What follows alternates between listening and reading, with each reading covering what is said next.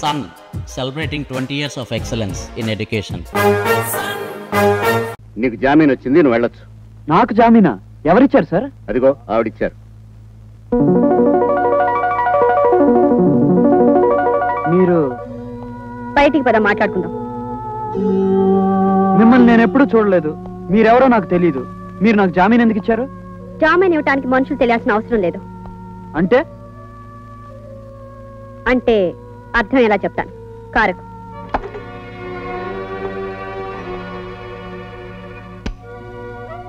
రా విజయ్, కూర్చో. పాపం పొద్దున్నుంచి పోలీస్ స్టేషన్లో పడున్నావు. అక్కడ పోలీసులు నీకు తినడానికి ఏమి ఇచ్చుండ్రు. ముందు నువ్వు తినడానికి ఏమైనా తీసుకొస్తాను, కూర్చో. మీ అభిమానానికి థ్యాంక్స్ మేడం. మేడం నా రాణి మాలిని దేవి. మాలిని దేవి గారు, నాకేమీ వద్దు, నేను వెళ్ళాలి. మా అమ్మ నా కోసం ఎదురు చూస్తూ ఉంటుంది. ఎదురు చూడడం పార్వతమ్మ గారి కొత్త ఏం కాదు.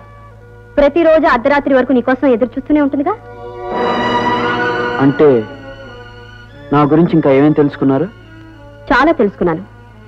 నువ్వు BE ఫైనల్ చదువుతూ మానేశావు. కుటుంబం కోసం తప్పనిసరి ఆటో నడుస్తున్నావు. నీ చెల్లెలు లక్ష్మి కాలేజీలో చదువుకుంటుంది. మీ అమ్మగారు అనారోగ్యంతో సరైన వైద్యం లేక బాధపడుతున్నారు. ఇక మీ నాన్నగారి పేరు సత్యమూర్తి.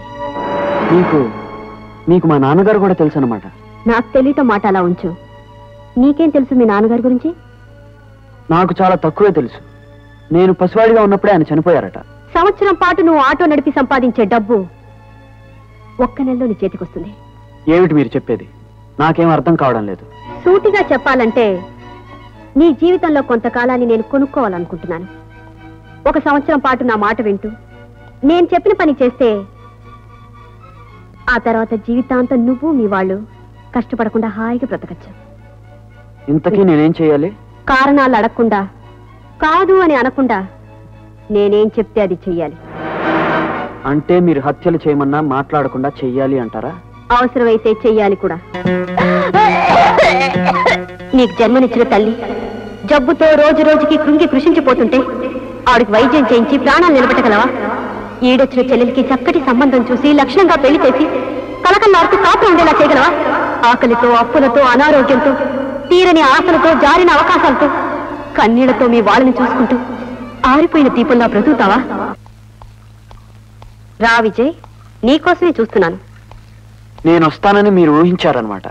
నమ్ముకున్న సిద్ధాంతాల కంటే బాధ్యతల బరువు ఎక్కువైనప్పుడు నువ్వే కాదు, ఏ మనిషి అయినా వచ్చి తీర్తాడని నాకు తెలుసు. చెప్పండి, నేనేం చేయాలి? మొదటి పని, ఏ రోజు నన్ను ఎదురు ప్రశ్న వేయకూడదు. రెండో పని, కోటిపల్లిలో నాగరాజవర్మ అనే కోటీశ్వరుడున్నాడు. తెలుసా నీకు? తెలీదు. ఐశ్వర్యానికి మరో పేరు, అధికారానికి మారు పేరు ఆ నాగరాజవర్మ. హోటల్స్, క్లబ్స్, లక్షల విలువైన గుర్రాలు, ఆస్తులు, అంతస్తులు ఉన్న మనిషి.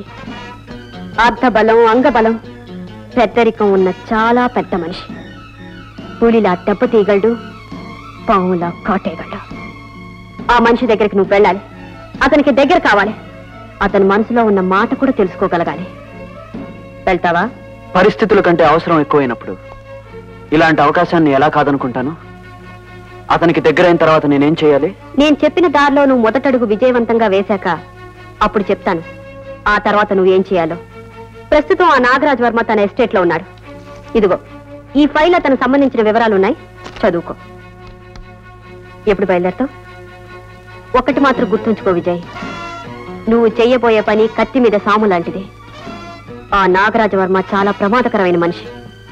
నువ్వు తప్పటడుగు వేసినా, పొరపాటు చేసినా నీ చరిత్ర ముగిసిపోతుంది. అమ్మా, అమ్మా, నాకు ఉద్యోగం వచ్చిందమ్మా. ఇదిగో అడ్వాన్స్ డబ్బు. ఇక లక్ష్మి పెళ్లి గురించి నీకు ఏ దిగులు అవసరం లేదు. పెళ్లి చూపులు అవ్వగానే వాళ్ళు అడిగినంత కట్నం ఇచ్చి బ్రహ్మాండంగా పెళ్లి చేద్దాం. బాబు విజయ్, ఒక్కసారిగా నీకు ఇంత డబ్బిచ్చిన యజమాని ఎవర్రా? ఎవరైతేనేమ్మా, ఏ యజమానైనా మన వల్ల తనకు వచ్చే లాభాన్ని బట్టి డబ్బిస్తాడు. ఈయన అంతే. ఉద్యోగం పని మీద నేను వెంటనే బయలుదేరి రత్నగిరి ఎస్టేట్కి వెళ్ళాలి. రత్నగిరి ఎస్టేట్కి వెళ్తావా? వద్దు బాబు, నువ్వు అక్కడికి వెళ్ళడానికి వీల్లేదు. 2 లక్షలు ఇచ్చినా సరే నిన్ను అక్కడికి వెళ్ళనివ్వను. నువ్వు వెళ్ళడానికి వీల్లేదు. ఏమిటమ్మా నువ్వు అనేది? అవును బాబు, అక్కడికి వెళ్ళడానికి నేను ఒప్పుకోనరా. నువ్వు వెళ్ళడానికి వీల్లేదు. అదేమిటమ్మా, నేను వెళ్తానని వాళ్ళకి మాట ఇచ్చాను, డబ్బు కూడా తీసుకున్నాను. ఇప్పుడు వెళ్ళకపోతే ఎలా చెప్పు? అసలు ఆ ఎస్టేట్ కి మనకి ఏమిటి సంబంధం? నేను అక్కడికి ఎందుకు వెళ్ళకూడదు? ఎందుక? అక్కడున్నది నాగుబాము లాంటి నాగరాజవర్మ. వాడికి నువ్వు సత్యమూర్తి గారు అబ్బాయి అని తెలిస్తే మీ నాన్నగారు లాగే నువ్వు నాకు దక్కవు. ఆయన్ని పొట్టున పెట్టుకున్నట్టే నిన్ను పొట్టున పెట్టుకుంటారు.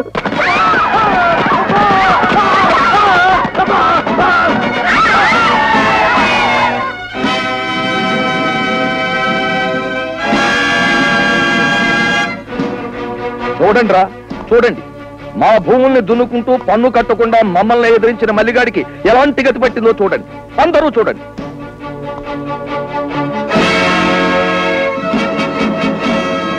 రేపటిలోగా మీరు బకాయి పడ్డ శిస్తును దివాణానికి తీసుకొచ్చి చెల్లించకపోయినచో మీ గతి ఇదే.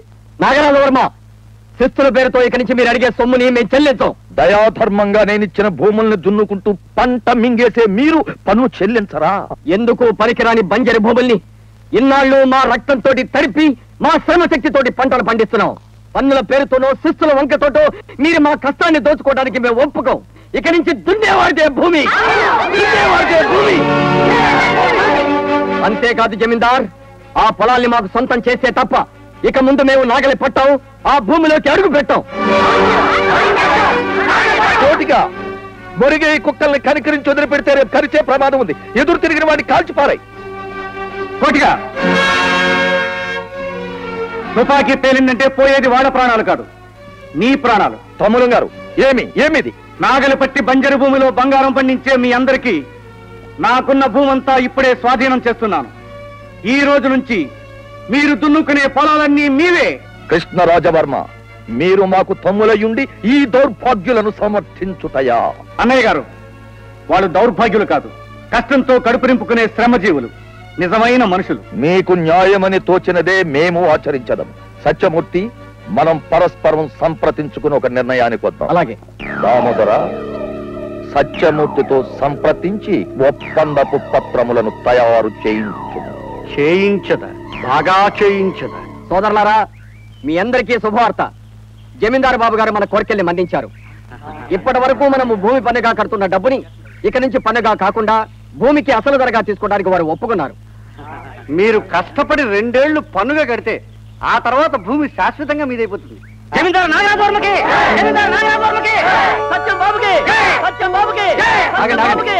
ఒప్పుకున్నట్టుగా ఈ పత్రాల మీద వేలుముద్రలు వేయండి.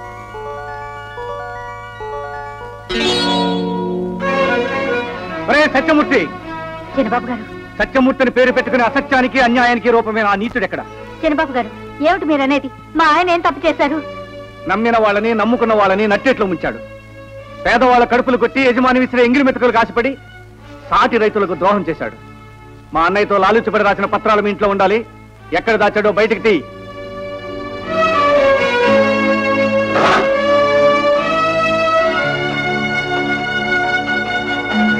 ఇవేనేమో చూడండి బాబు గారు.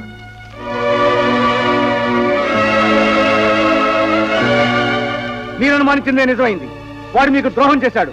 మీ బ్రతుకుని శాశ్వతంగా నాగరాజవరం గారికి అమ్మేశాడు. మీ ముందు తరాలు కూడా ఆయనకి బానిసలుగా ఉండేటట్టు పత్రాలు రాయించి మీ చేత వేలుముద్రలు వేయించాడు. అన్నది వారి సంగతి చూద్దాం. అమ్మా పార్వతమ్మా, పార్వతమ్మా, ఘోరమైన దారుణం జరిగిపోయింది. ఏమిటి బాబు గారు? మీ ఆయన చిన్నబాబు గారిని చంపేశాడు. జనం కోపంతో రెచ్చిపోయి మీ ఆయన్ని పొడిచి చంపేశాడు. వాళ్ళంతా ఇంటి వైపే వస్తున్నారు. నువ్వు ఒక క్షణం ఇక్కడ ఉన్నావంటే నిన్ను నీ బిడ్డల్ని సజీవదహనం చేసేస్తారు. నా మాట విని ఎక్కడికైనా పోయి తలదాచుకోమ్మా. వెళ్ళమ్మా.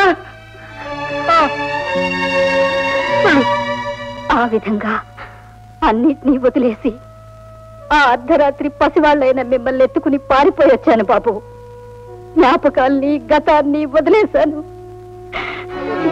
అమ్మా, నేను ఆ ఉద్యోగం కోసం వెళ్ళను. కానీ 10 మంది చేత పెద్ద మనిషి అని పిలువబడే ఆ నాగరాజవర్మని ఒక్కసారి కలుసుకునేవమ్మా. వద్దు. అభ్యంతరం చెప్పద్దమ్మా, చెప్పద్దు.